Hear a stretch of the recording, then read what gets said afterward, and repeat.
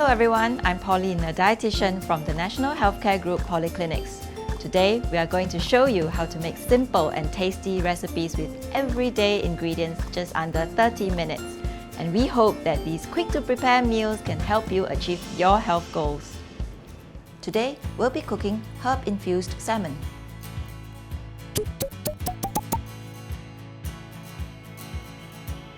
First, preheat your oven to 200 degrees Celsius. Place salmon fillets on a baking pan. Sprinkle salt and pepper on both sides.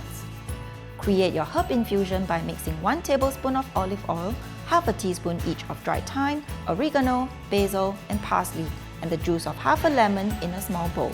Drizzle generously over the salmon. Prepare some thin slices of lemon and place over the salmon. Bake for 10 minutes at 200 degrees Celsius.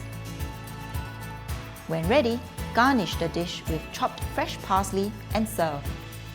Bon appetit!